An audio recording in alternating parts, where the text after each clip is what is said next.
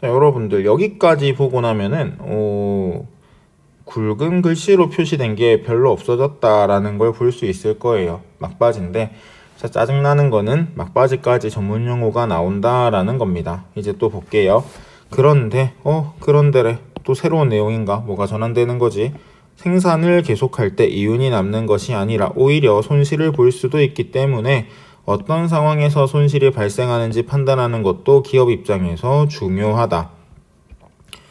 이 앞부분은 이윤에 대한 내용입니다. 이윤을 극대화하는 것에 대한 내용이었고요. 이 두 부분은 이제부터 나오는 거는 뭐다? 손실이 발생하는지 판단하는 것에 대한 내용입니다. 이때 고려하는 것 중에 하나가 뭐다? 평균 비용이라는 겁니다. 또 새로운 용어가 나왔는데, 아까 우리 비용으로 끝났던 게 하나 있습니다. 뭡니까? 한계 비용입니다. 한계 비용과 평균 비용을 구분해서 여러분들이 확인하는 게 중요합니다. 예를 들어서 한계 비용에 대한 설명인데 평균 비용에 대한 설명으로 선택지에 나와 있으면 걔는 빠이빠이 시켜야겠죠. 틀린 거니까. 그래서 보면은 평균 비용은 어떤 양의 상품을 생각하는데 투입된 총 비용을 생산량으로 나눈 것이다. 이건 또 뭔 소리야? 총 비용이란 말이 또 나왔습니다. 희한한 건데요. 볼게요. 상품을 한 단위 생산하는 데 드는 평균적인 비용이라고 합니다. 일단 평균 비용은 뭐다? 상품을 한 단위 생산하는 데 드는 평균적인 비용입니다.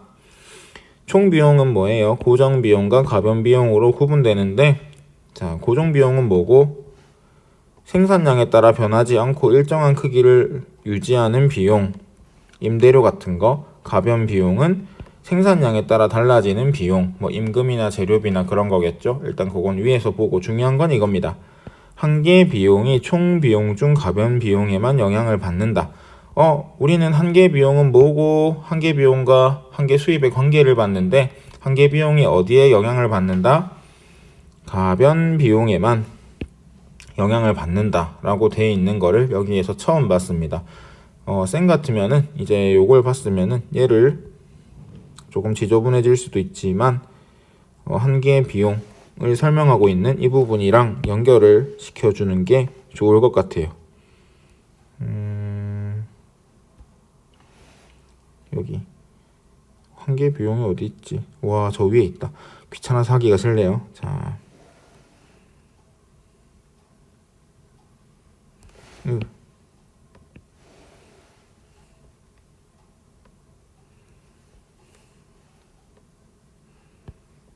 짜잔.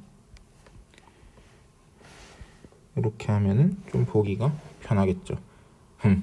그래서 한계 비용과 관련된 내용은 좀 묶어두는 게 도움이 됩니다. 평균 비용은 고정 비용과 가변 비용 모두 영향을 받는다. 해서 쭉 보시면 되겠습니다. 일단은 정의도 차이가 나고 평균 비용은 어디에 영향을 받고 고정 비용과 가변 비용 둘 다 영향을 받고, 그 다음에 한계 비용은 어디에만 영향을 받고 가변 비용에만 영향을 받고, 그것도 좀 확인을 하시면 됩니다. 네. 여러분, 이 부분이 이제 이 글의 진짜 하이라이트입니다. 진짜 왜 그러냐면 가정이라는 말에다가 쌤이 표시를 해놨는데 어떤 상황을 가정했다면 이거는 100% 문제로 나오기 때문에 그렇습니다. 나중에 여러분들 보면 알겠지만은 이런 문제가 나왔을 때 여기 있는 것들은 진짜 열심히 봐야 돼요. 진짜 열심히 봐야 되고요. 나중에 문제 풀이할 때 요거는 또 한번 살펴보도록 하겠습니다. 해서 보면은 볼게요. 손실이 발생하는지 평균 비용을 통해 어떻게 알 수 있을까? 총 비용을 전부 회수하는 것이 언제라도 가능한 기업이 완전 경쟁 시장에 있다고 가정해보자. 이 기업은 만약 가격이 평균 비용 곡선의 최저점에도 미치지 못한다면 평균 비용의 상품의 시장 가격. 잠시만. 자, 상품의 시장 가격은 뭐예요? 한계 수입이겠죠.